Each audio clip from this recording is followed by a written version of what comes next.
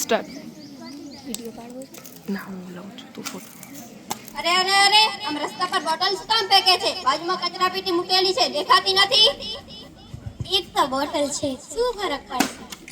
એક બોટલ થી જ શરૂઆત થાય છે. જો ગામના બધા લોકો આવું જ વિચારે તો આખું ગામ કચરાથી ભરાઈ જાય. સાચું ને?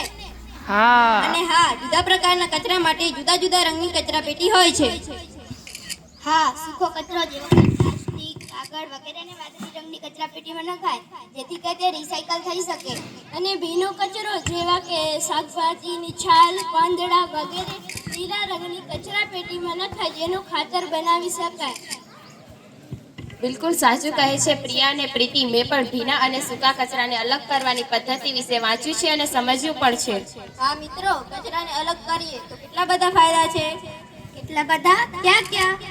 સૂકા કચરામાંથી વસ્તુઓ બને, ભીના કચરામાંથી ખાતર બને, જે આપણા વૃક્ષોને મોટા અને ઘટાદાર બનાવે છે. અને હા મિત્રો, તમારા ઘરે પણ શાકભાજીની છાલ, બગડેલા ફળો વગેરે જેવી વસ્તુ હોય તો તે તમે એનું ખાતર બનાવી અને તમારા વૃક્ષોને આપી શકો છો, જેથી તમારા વૃક્ષો મોટા અને ઘટાદાર બની શકે. અને હા, આપણું ઘર, શાળા, શેરી સ્વચ્છ રહે અને સુંદર બને અને આપણું સ્વાસ્થ્ય તંદુરસ્ત રહે. અચ્છા, હવે મને સમજાયું. આજ પછી હું ક્યારેય કચરો ખુલ્લામાં નહીં ફેંકું અને ભીના અને સૂકા કચરાનું ઘરેથી વિભાજન કરીશ. મિત્રો, કચરા વ્યવસ્થાપન કરવાની એક ફરજ જ નથી, પણ આપણી ઘણી બધી ફરજો છે. ઘણી ફરજો? કઈ કઈ? જાહેર સંપત્તિની કાળજી રાખવી, વૃક્ષો બચાવવા, સૌનો આદર કરવો, રાષ્ટ્રની સેવા કરવી, સાંસ્કૃતિક વારસાની જાળવણી કરવી, બંધારણનું પાલન કરવું. બંધારણનું પાલન એટલે? આપણો દેશ બંધારણથી જ ચાલે છે, પરંતુ દેશનું બંધારણ પુસ્તક નથી. તેમાં સમાનતા, સ્વતંત્રતા, ન્યાય, ભાઈચારો અને જવાબદારી જેવા માનવીય મૂલ્યોનો સમાવેશ થાય છે. આ મૂલ્યોને આપણા જીવનમાં ઉતારી આપણે એક સારા અને જવાબદાર નાગરિક બની શકીએ. એવું કે મને પણ બંધારણ વિશે જાણવું છે, સમજવું છે.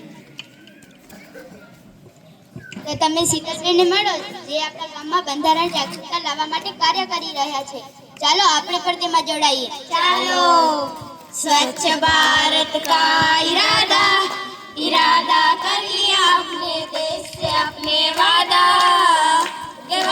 कर लिया अपने स्वच्छ भारत का इरादा कर लिया हमने देश से अपने वादा